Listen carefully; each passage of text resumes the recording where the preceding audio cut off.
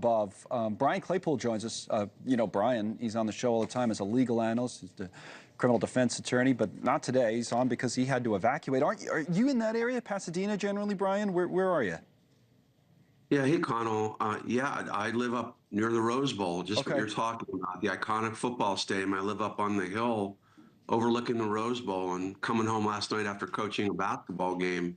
And I got to tell you, Connell, my heart sank. I saw the fire like in the hills behind the Rose Bowl. And, as the night went on, uh, you know, I'd say around 1:32 in the morning, I was at our neighbor's house.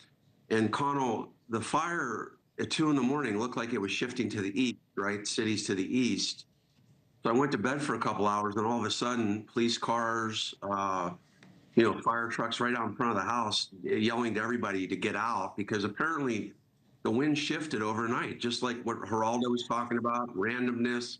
The wind shifted to the west and brought the fire toward JPL. I don't know if you've heard of that, Connell.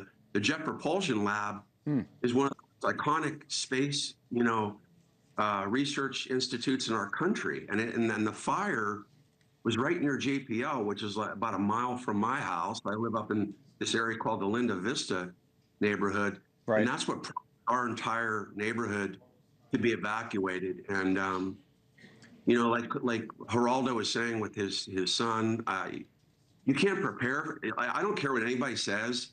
You can't prepare for this. I mean, I've got a 9-month-old daughter. I'm a single parent. My teenage daughter, thankfully, was home.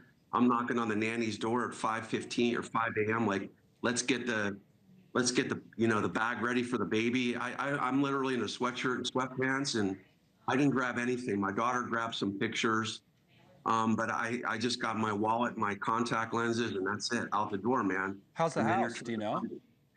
It's surreal.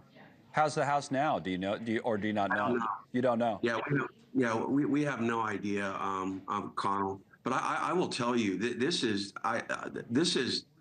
urban carnage. It's not just the fires; it's the embers you're talking about floating around in the air. You think your home might be safe, and then you see embers flying around. That could trigger a fire just about anywhere. I mean, I can't believe how fast it happens. I mean, I've been watching it all day. It's so fast. Exactly. Exactly. I am telling you, when I went to bed, Connell, I said, there's no way this is coming near us. We're near the Rose Bowl. You think you're impervious, right? This iconic stadium, all the history in Pasadena, all the beautiful homes and the architecture in Pasadena. You think you're impervious to this. Did you ever have fire issues in the past in your area? No, not this close to the urban area. It's usually confined, Connell, up into the hills, right? Up on the hillsides. This fire shot down is crossing freeways. It's closer to the Rose Bowl. It's closer to my home. And we're in a dense area, not far from Old Town Pasadena. So this is really unprecedented. But you've got trees down, like on top of that, you've got trees down everywhere. I mean, it just looks like it really, I'm not kidding you, it literally looked like an apocalypse.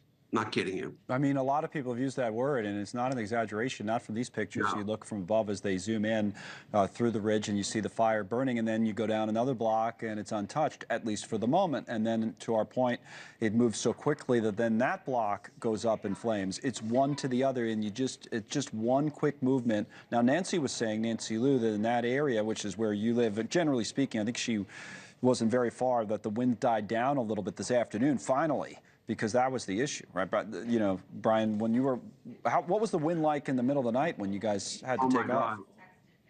Oh my God, Con, I'm telling you, I walked outside to go to the neighbor's house, and I literally thought the roof of my house was going to get blown off. Whoa. I have never ever seen such harsh winds, and I think that part of the problem here is we knew. Like, I remember 2 days ago, I saw something on a show saying, hey, there's going to be 80-mile-an-hour winds in the LA area and Pasadena up to 100. I'm like, are you kidding? Like Connell, I was like, are we ready for, like, is anybody worried about this? Like, right. This is insane. I mean, it's the way that I have a car, an antique car in the driveway, and I had a cover on that.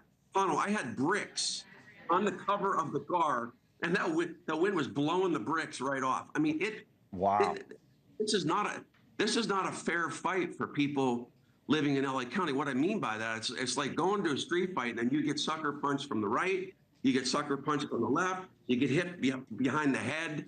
You know, you're getting hit from every single angle. You cannot defend yourself, and that's what we feel like in dealing with this. Like you can't, like Connell, the goal last night and into this morning. I know it's calming down a little bit, but it wasn't trying to put out fires. Just so people know that the fires were going to go on and rampage and terrorize us. It was getting human life, getting pets, getting humans out of the way of the fire, and now they're just starting to try to deal with the fires, but that's got to be unprecedented. I mean, it's like 0% containment. For all Like, four in LA County, I think it's still 0 for all four of those. I mean, there was the one other that they got a little bit of containment out of 6. There's technically 6 now in Southern California overall, but all four in LA County, including the 2 big ones, the one you're talking about, the Eaton fire and the Palisades fire, were still at 0 last we told. All right, man. Thank you, Brian. As well. Hey, the baby okay, by the way? Is that before we let yeah, you no, go? I appreciate you asking. Yeah, she's just fine, and Okay, good. we're all, look, human life trumps, property damage. So we're thankful to be alive, and we want to thank, first responders, and I want to send prayers out to everybody affected by this too, including everybody watching this who can be traumatized. But thank you. Absolutely. All right, stay in touch, Brian. We'll talk to you soon. All the best to you and your family, Brian Claypool. We'll be right back.